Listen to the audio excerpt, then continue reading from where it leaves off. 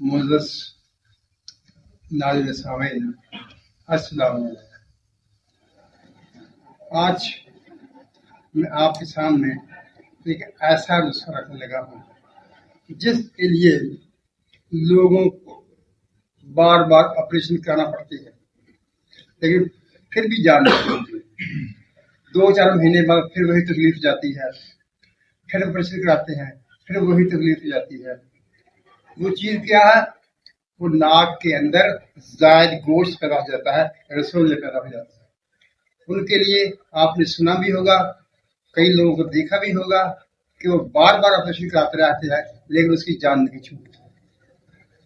लेकिन आज मैं जो नुस्खा आपके सामने रखने लगा हूँ, अगर आपने इसे इस्तेमाल कर लिया, थोड़ी सी तकलीफ बर्दाश्त कर ली, तो इंशाअल्लाह ताला आपकी जान छूट जाएगी। आपने करना क्या है? पहले ये चीजें लिख लीजिए, ये सुन लीजिए कौन कौन सी चीजें हैं। पहला चूना,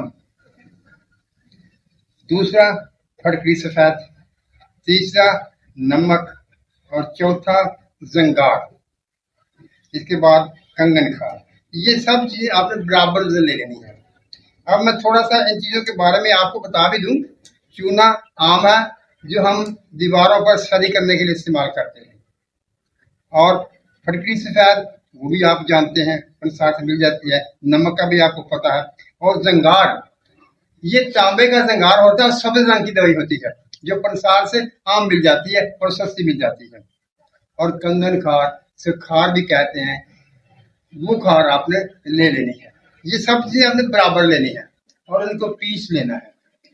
पाउडर, बेहतरीन पाउडर आपने इसका बना लेना है। जब ये पाउडर बन जाएगा तो आपने इसमें शहद डालना है। इस कदर शहद डालना है कि इसकी नरम सी लई सी बन जाए। जब इसकी लई सी बन जाएगी तो ये आप समझ लीजिए कि ये नुस्खा आपके पास तैयार हो गया है। अब आपने इसको इस्तेमाल किस तरह से करना है? आपने एक कपड़ा लेना है, मलमल का कपड़ा हो, बारीक सा कपड़ा हो। उस कपड़े को आपने एक ऐसी गोल शक्ल देनी है जो नाक में आ जाए, और उसको आपने इस दवा के साथ लिथड़ लेना है। इसमें वो दवा लगा देनी है। दवा लगाने के बाद आपने इसको अपनी नाक में रख लेना है। दोनों नाकों में नहीं रखना, दोनों सुराखों में नहीं रखना।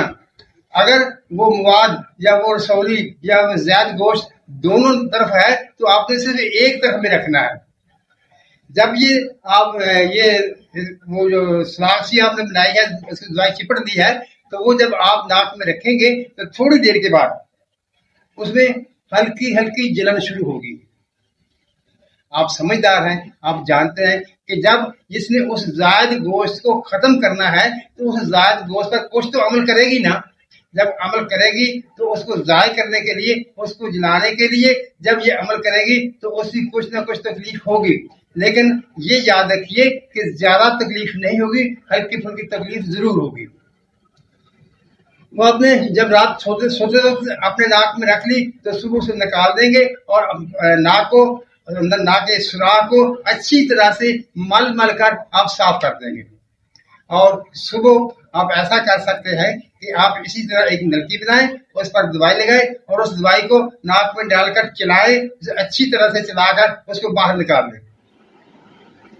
वो दवाई नाक के अंदर उस जगह पर उस गोश्त को लग जाएगी, वो अपना अमल शुरू कर देगी। लेकिन रात को जब आपने दवाई इस्तेमाल करनी है तो वो नलकी जिसको आपने वो कपड़े की बनाई हुई थी उसको दवाई सिमट कर उसको नाक में ही रहने देना है।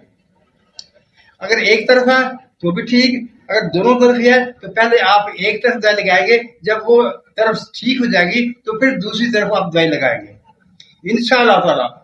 इस तरीके से वो सब ज़ायद गोश्त, वो रसौली वो खत्म हो जाएगी, आपकी जान छूट जाएगी और आपको बार बार ऑपरेशन के तकलीफ से नहीं गुजरना पड़ेगा। ऑपरेशन से तकलीफ भी होती है, पैसे का ज़ाया भी होता है, लेकिन ये एक सस्ता सा नुस्खा है जो कि ऑपरेशन का अमल भी करेगा, आपका पैसा भी ज़ाया नहीं होगा, आप अपने घर में अपने काम भी करते रहेंगे, आपके लुआह की कोई भी तकलीफ नहीं होगी और आहिस्ता आहिस्ता इस मसले से आपकी जान भी छूट जाएगी। आप ये ना सोचना भाई इस दवाई से जब जख्म होगा तो क्या होगा, जख्म छूट जाएंगे। बस आपकी जान उस जात गोश्त से छूट जाएगी जो बार बार आपको ऑपरेशन करना पड़ेगा, उससे भी आपकी जान छूट जाएगी। मुअज़्ज़ज़ नाज़रीन सामीन, ये इस कदर आसान और सस्ता नुस्खा है कि शायद आपको इस पर यकीन ना आए ये काम करेगा कि नहीं। अगर ये नुस्खा मेरे दोस्त हकीम देखते हैं तो इसके अज्जा बोल बोल कर बता रहे हैं कि इसमें काफी ज्यादा हकीकत है कि ये नुस्खा बिल्कुल सही और काम करने वाला नुस्खा है और आपकी इस तकलीफ को दूर कर देगा। मुअज़्ज़ज़ नाज़रीन सामीन, अल्लाह ताला हम सब पर अपनी रहमतों की बारिश करे, हमें सच बोलने, सच सुनने और सच पर कायम रहने की तौफीक अता फरमाए। आमीन। अल्लाह हाफिज।